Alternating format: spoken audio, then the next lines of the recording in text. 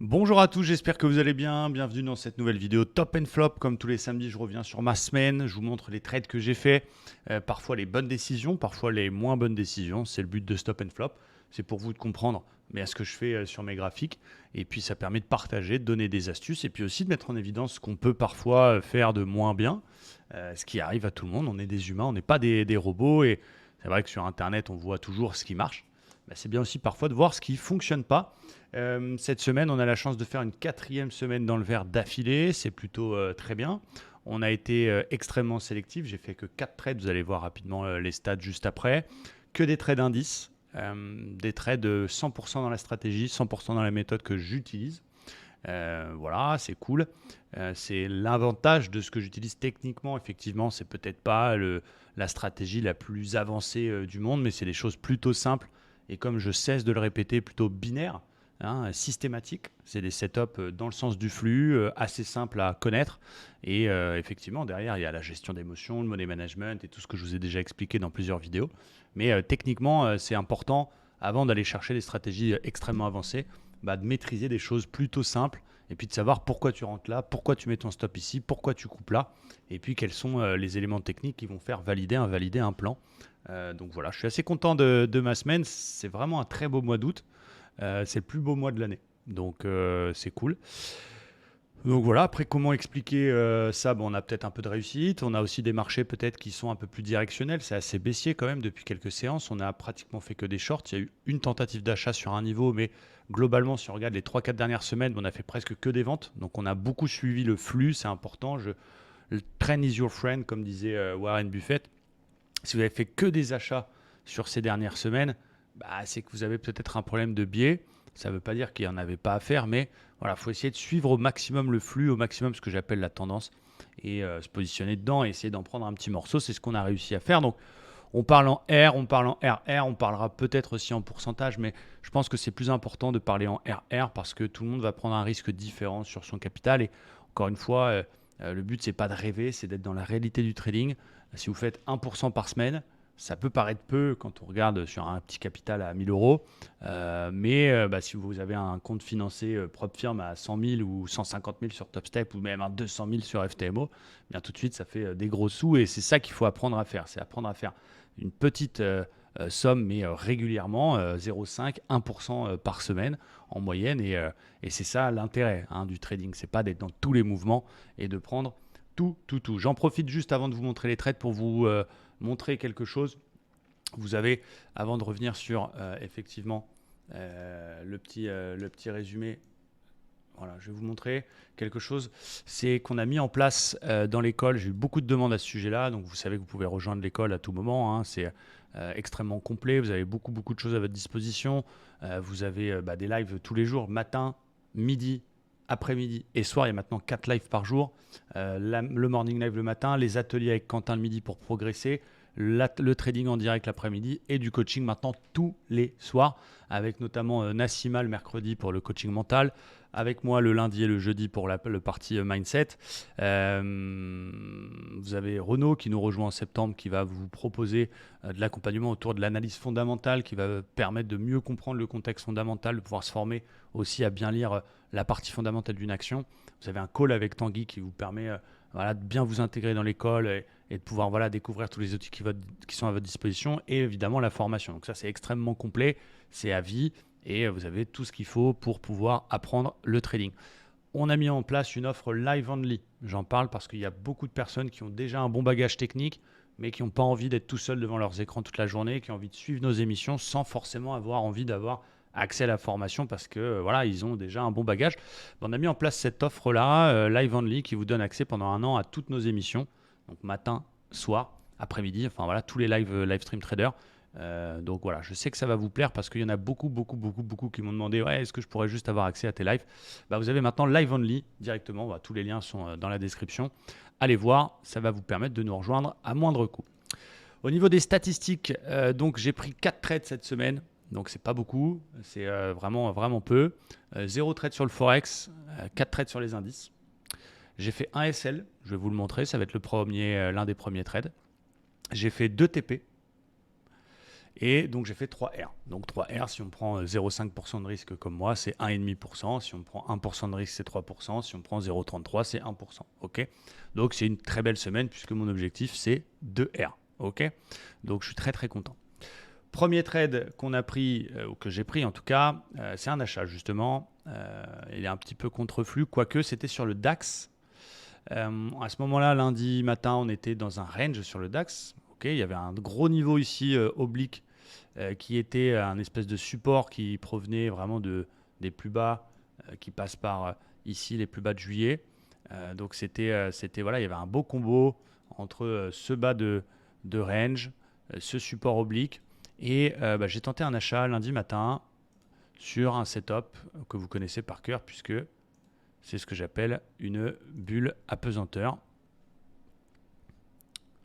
qui était ici, donc qui était vraiment, vraiment, vraiment jolie en forme de marteau, donc très, très belle bulle apesanteur, verte avec la belle mèche qui va bien.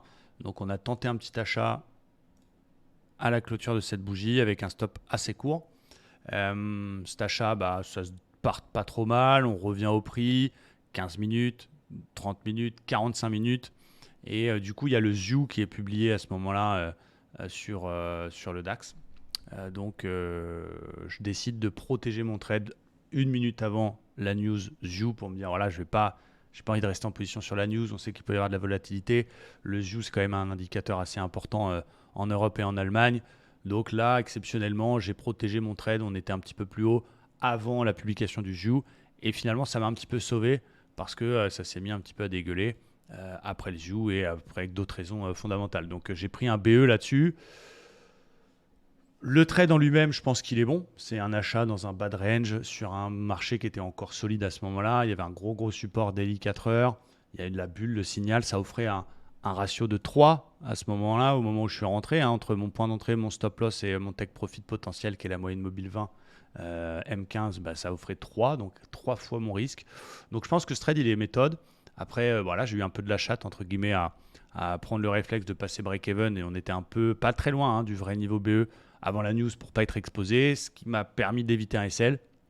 Mais même si j'avais pris un stop, je pense que ce trade, il est 5 étoiles. C'est un très très bon signal.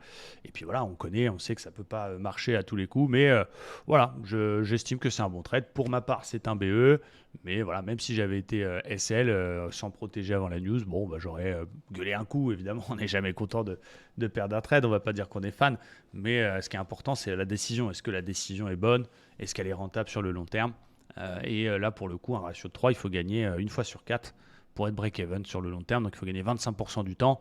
Je pense que le win rate est plus élevé que ça en achetant des bad range dans des marchés qui étaient en range à ce moment-là, avec des super setups comme ça, des bulles apesanteur en forme de marteau. Je pense que ça fonctionne plus que 25% du temps, donc aucun souci. C'était toujours mardi. C'était pour mardi, on avait fait un trade sur le Dow Jones. Alors, je vais essayer de retrouver ce trade-là. J'avais préparé, mais ça s'est enlevé. Bizarre. C'était donc mardi, un trade sur le Dow Jones que j'ai pris. Oui, voilà, c'était là, exactement. Hop, standard. Très content aussi de ce trade-là. Alors, à ce moment-là, mardi, on est plutôt dans un flux plutôt baissier. On était en train de casser le bas du range dans lequel le Dow était installé depuis quand même une dizaine de jours. Mais le flux était baissier, donc je cherchais plutôt des ventes, encore une fois, plutôt à suivre le flux, ce qui est pour moi le plus important. On est en début de séance de mardi, vous connaissez l'OPR, il se forme tranquillement. On fait une cassure de l'OPR, donc j'ai envie de dire trade standard. Je pose un ordre d'achat, un ordre de vente sur le haut d'OPR et je mets un stop. C'était en termes de points, je vais retrouver mon journal exact, 45 points de SL. Donc je me rappelle, j'étais rentré à 37 exactement, avec un stop à 82. Voilà. Donc ce trade, voilà, on est exécuté tranquillement sur la petite remontée. Un peu chiant parce que il joue avec le bas d'OPR, c'est normal, on est sur la zone du bad range, donc ça a du mal à casser, on est un peu en PLS, on se dit ah putain, chier, c'est un trade qui va pas marcher, mais confiant quand même, systématique sur notre setup. Il part dans le bon sens, il va chercher, boum, le ratio de 1 et quasiment instantanément mon ratio de 2. Dans ces cas-là, soit ça dégueule, et au ratio de 3, je protège le ratio de 2 et je laisse couler. Si on va au 4, je protège le ratio de 3 et je laisse couler, etc. etc. Quand je vois que ça bloque au 2, sachant que c'est mon objectif de la semaine et qu'à ce moment-là, on est mardi, je prends ma décision de sortir. C'est le plus bas du jour. Ça peut dégueuler, ça ne veut pas dire qu'il faut couper les trades trop tôt et il faut avoir peur que ça remonte. Mais quand on est au ratio de 2 et que ça stagne, je m'en vais. Voilà, donc je sors. Dommage parce qu'on va au ratio de 3, mais vous voyez, si j'avais suivi mon plan et tenu mon trade, je me serais très certainement fait reprendre break-even.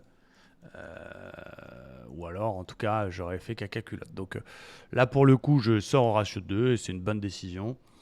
Et du coup, je fais 2 R. Donc là, à ce moment-là, on est mardi après-midi, on a fait 2 trades dans 100% la méthode et j'ai déjà fait mon objectif de la semaine. Donc je suis très content.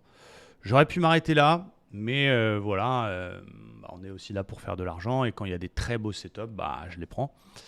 Du coup, on a mercredi sur le Nasdaq, un trade que je vous ai présenté sur mes réseaux sociaux. Je vous avoue qu'il m'a fait un petit peu mal aux fesses parce que là, c'est un stop loss. C'est un stop loss qui est intéressant, on va le décrypter, et qui va faire le TP derrière. Vous allez voir à quel point parfois on peut être frustré, mais j'accepte cette décision-là. On est sur le Nasdaq, toujours pareil, on est dans un flux baissier à ce moment-là, très très baissier, même si ça remonte un peu en début de séance. Vous voyez, le flux il est baissier en 1 heure. Je cherche des ventes, je suis là pour essayer de travailler des ventes sur rebond technique. Donc ça veut dire, ça faisait partie du plan du jour. Tous les matins, je vous présente mes plans sur YouTube. Voilà, je cherche à vendre sur un rebond technique.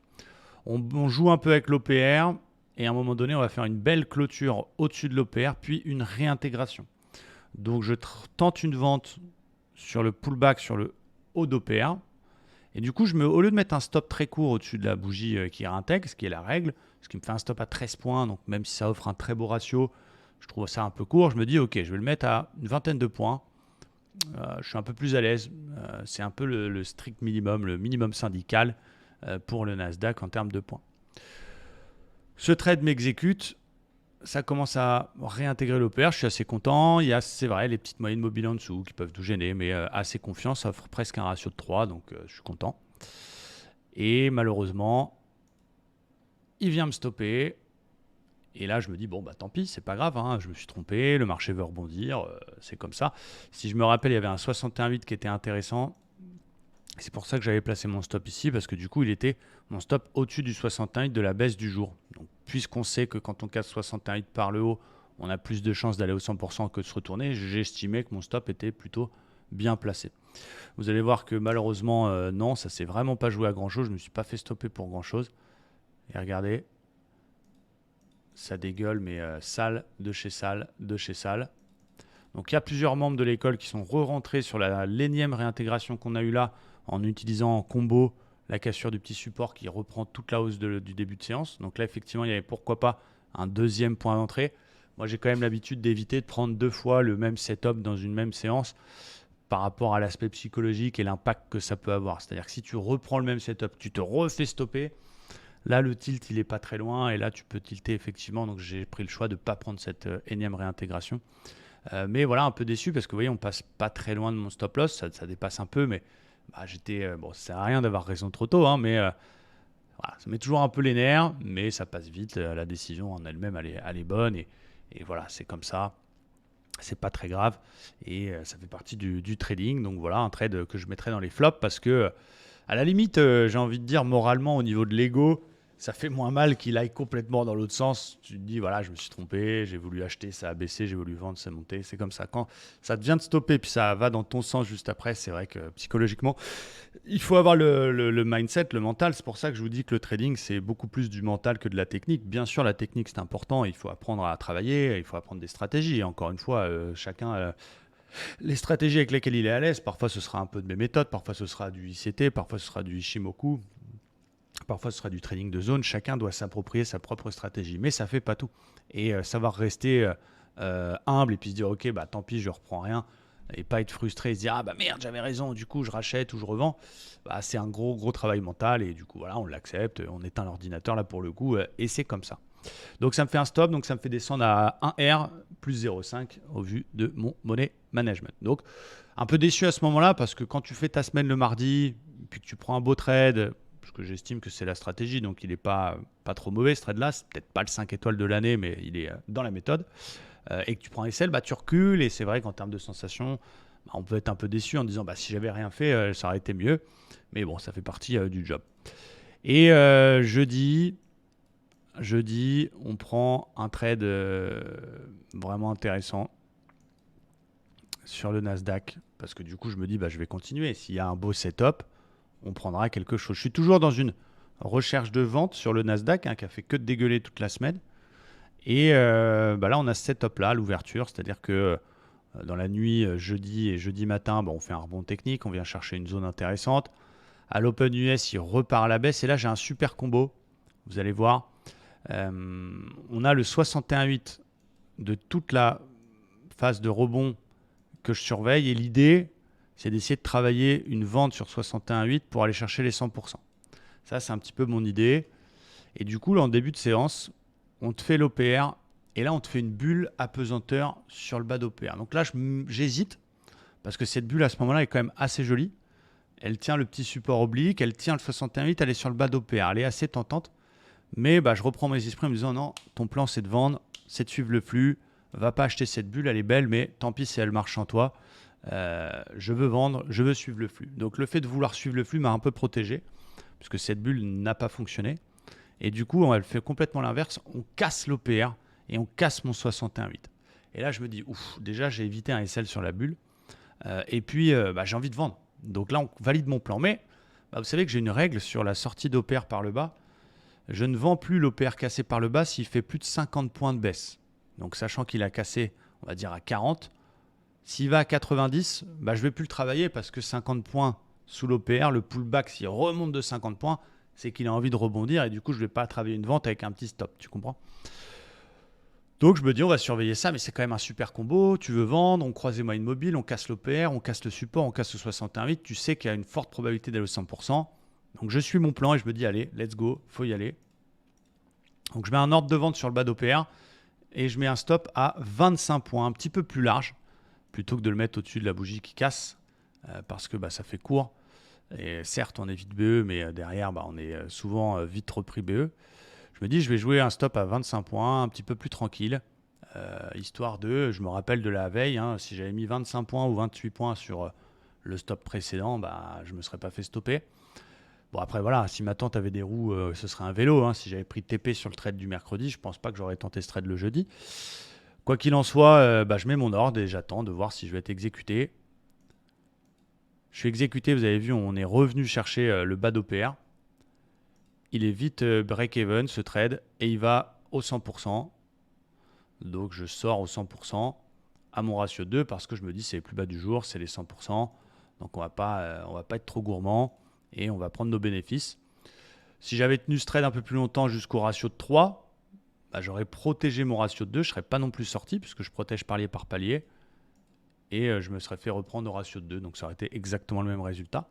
Mais un trade 100% méthode, pas trop gourmand. Un petit ratio de 2, c'est suffisant. Ça fait 2 R. Donc, ce qui me permet de passer la semaine à 3 R et donc à 1,5. Et là, je suis content parce que voilà, j'ai fait mon job.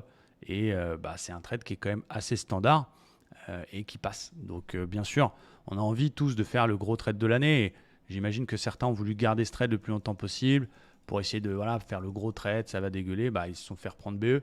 Donc vous voyez, il ne faut pas être trop gourmand, il ne faut pas confondre quand on fait du scalping, essayer de garder ça pendant 6 mois, quand on fait du day trading et garder ça pendant des heures. Voilà, ratio de 2, ratio de 3, pour moi c'est bien. Ou alors, faut la jouer avec des stops beaucoup plus larges et puis garder une position sur d'autres types d'actifs, sur des options ou des futurs, mais en tout cas avec quelque chose de beaucoup plus large. Effectivement, quelques heures après, on voit, putain, elle est au ratio de 6, mais entre-temps, je me serais fait break-even. Donc, il faut faire attention à ne pas être trop gourmand et à rester humble. 2R, pour moi, c'était très bien. Et c'est surtout un trade qui avait une forte probabilité de succès. Donc c'est cool et ça me fait ma semaine, ça me fait 3R, 1,5. Et ça fait plaisir, ça fait passer une 4e semaine d'affilée. Il y a juste vendredi, alors je ne l'ai pas pris sur mes gros comptes, je l'ai pris juste sur une partie challenge. On a testé un petit truc vendredi, je vous le montre quand même. truc qui n'a pas fonctionné, mais que j'ai pas pris sur les gros comptes parce que quand j'ai fait mon objectif, c'est bon, j'arrête, surtout le vendredi. C'est des sessions où c'est un peu compliqué. Je vous montre quand même. C'est une réintégration dans l'OPR qu'on a tenté sur les challenges, un trade challenge pour un peu jouer et qui n'est pas du tout passé, qui s'est vite fait SL. Donc ici, on était baissier, c'est sorti de l'OPR, on a réintégré, on a tenté une vente sur l'eau et il a tout de suite invalidé. Voilà, ça nous arrive parfois en live, même si on a fait la semaine. C'est bien d'avoir un petit compte à côté un peu gambler ou un petit challenge à côté, de se dire ok, bon, pour un petit peu dompter le côté joueur, on peut tenter des petites choses un petit peu plus joueurs sur un compte un peu moins sérieux. C'est ce que je vous invite à mettre en place si vous avez comme moi un bloc financé, voilà, 100 000, 200 000, 500 000, 1 million, peu importe. C'est bien d'avoir un petit compte à côté un peu joueur. Ça peut être un autre challenge, ça peut être un top step, ça peut être un compte démo, ça peut être un petit compte gambling chez un broker, vous avez mis 500 balles, mais pour essayer de jouer un petit peu, on est tous un peu joueurs, et de combler un peu le côté un peu gambler qu'on peut avoir, et puis de tenter des choses. Donc voilà, c'est bien d'avoir le compte principal sérieux, puis un petit compte à côté. Encore une fois, c'est un conseil que je vous donne pour justement éviter la frustration. Je vous montre ce setup quand même. Je ne l'ai pas pris sur mes gros comptes, donc je ne le considère pas dans ma performance, mais par transparence, je vous montre les choses. Voilà ce que je voulais vous montrer pour ce samedi pour Stop and Flop. Donc, on va essayer de continuer à travailler comme ça. Après, attention, restons humbles parce que statistiquement, plus une série dure, plus elle a de chances d'arriver à sa fin. Donc, je sais que mathématiquement, voilà, je ne peux pas avoir un win rate aussi élevé. Donc, je sais que il va y avoir peut-être dans les prochaines semaines une semaine plus compliquée avec des setups qui seront beaux mais ne passeront pas. Donc voilà, on fait attention, on reste très sélectif. Ça ne veut pas dire que je vais chercher absolument à prendre un SL ou faire une mauvaise semaine, mais voilà, on s'y prépare, on s'attend à avoir un peu moins de succès. C'est comme ça, la roue tournera, comme dit Ribéry. Et du coup, la roue tournera. Et voilà, on reste humble et c'est cool. C'est un beau mois d'août. Et puis, c'est tout. J'espère que ce Top and Flop vous a plu, que vous comprenez un petit peu les setups que je peux prendre avec vous en direct tous les jours. Et puis, je vous souhaite un très bon week-end et je vous dis à demain. Ciao, bye bye.